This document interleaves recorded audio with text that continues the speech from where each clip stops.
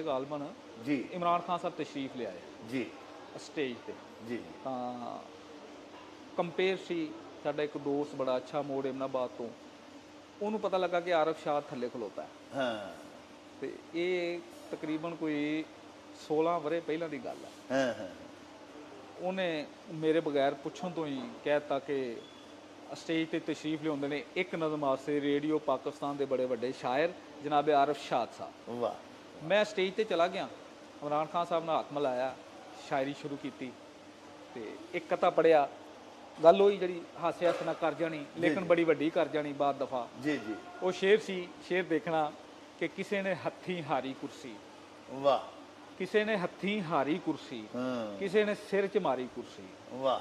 ਕਿਸੇ ਨੇ ਹੱਥੀਂ ਹਾਰੀ कुर्सी ਕੁਰਸੀ ਕਿਸੇ ਨੇ ਸਿਰ 'ਚ ਮਾਰੀ ਕੁਰਸੀ ਕੁਰਸੀ। ਖਬਰੇ ਹੁਣ ਕੀ ਸ਼ਾਹ ਦੇ ਲੱਭਦਾ ਛੱਡਦਾ ਨਹੀਂ ਜ਼ਰਦਾਰੀ ਕੁਰਸੀ वाह वाह वाह ਖਬਰੇ ਹੁਣ ਕੀ ਸ਼ਾਹ ਦੇ ਲੱਭਦਾ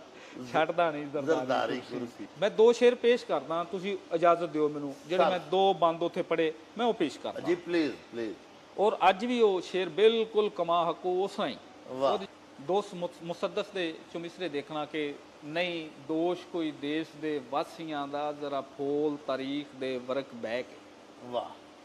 ਨਹੀਂ ਦੋਸ਼ ਕੋਈ ਦੇਸ਼ ਦੇ ਵਾਸੀਆਂ ਦਾ ਜ਼ਰਾ ਫੋਲ ਤਾਰੀਖ ਦੇ ਵਰਕ ਬਹਿ वर्क ਕੇ बह के ਪਤਾ ਲੱਗੀ ਫਿਰ ਸਾਧੂ ਤੇ ਸੰਤ ਕੀ ਏ ਕਦੀ ਕੱਢੇ ਜੇ ਜ਼ੇਨ ਦਾ ਅਰਕ ਬਹਿ ਕੇ वाह वाह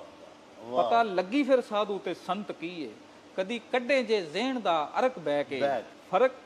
ਜੋੜ ਖਲੋਵੇਗਾ ਹੱਥ ਹੱਥ ਆਪੇ ਆਪਣੇ। ਸ਼ਰਕ ਗਰਬ ਚ ਪਰਖਾਂ ਫਰਕ ਬਹਿ ਕੇ ਉਹ ਕਰ ਦਿੱਤਾ ਹੈ ਸੰਤਰੀਆਂ ਮੰਤਰੀਆਂ ਨੇ ਮੇਰੇ ਮੁਲਕ ਦਾ ਬੇੜਾ ਹੀ ਗਰਕ ਬਹਿ ਕੇ ਜਿਹਦਾ ਦਿਲ ਕੀਤਾ ਉਹਨੇ ਲੁੱਟਿਆ ਏ ਜਿਹਦਾ ਦਿਲ ਕੀਤਾ ਉਹਨੇ ਰਾਜ ਕੀਤਾ ਖੁਦ ਮੁਖਤਾਰ ਸੀ ਮੇਰਾ ਇਹ ਮੁਲਕ ਸੋਹਣਾ ਇਹਨਾਂ ਫੜ ਕੇ ਖੁਦ ਮੁਹਤਾਜ ਕੀਤਾ वाह ਤੇ ਕਿਤੇ ਬੰਬ ਮਹਿੰਗਾਈ ਦਾ ਮਾਰਿਆ ਨੇ ਕਿਤੇ ਤੇਲ ਨੂੰ ਅੱਗ ਨੇ ਲਾ ਛੱਡੀ ਅਸੀਂ ਰਹਿ ਗਏ ਆ ਬਸ ਟੁੱਕ ਜੋਗੇ ਗਲਫਾਈ ਨੇ ਭੁੱਖ ਦੀ ਪਾ ਛੱਡੀ ਉਹ ਟੁਰ ਗਏ ਨੇ ਇਹ ਆ ਗਏ ਨੇ ਇਹਨਾਂ ਅਸਲੋਂ ਹੀ ਗੱਲ ਗਵਾ ਛੱਡੀ ਇਹਨਾਂ ਕੰਨਾਂ ਨੂੰ ਹੱਥ ਲਵਾ ਦਿੱਤੇ ਇਹਨਾਂ ਗਿਣਤਰੀ ਉਲਟ ਗਣਾ ਛੱਡੀ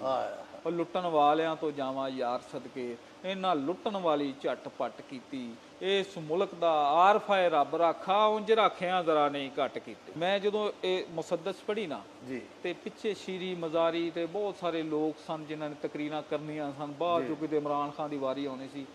ਇਮਰਾਨ ਖਾਨ ਸਾਹਿਬ ਡਾਇਰੈਕਟ ਉੱਠੇ ਨੇ ਉੱਠਦਿਆਂ ਸਾਰ ਉਹਨਾਂ ਮੇਰੇ ਕੋਲ ਮਾਈਕ ਫੜਿਆ ਉਹਨਾਂ ਕਿਹਾ ਬਸ ਹੁਣ ਕੋਈ ਤਕਰੀਰ ਨਹੀਂ ਕਰੇਗਾ ਮੈਂ ਤਕਰੀਰ ਕਰਾਂਗਾ वाह वाह वाह ਮੈਂ ਕਿਹਾ ਇਸ ਤੋਂ ਬਾਅਦ ਖਤਮ ਹੈ वाह वाह वाह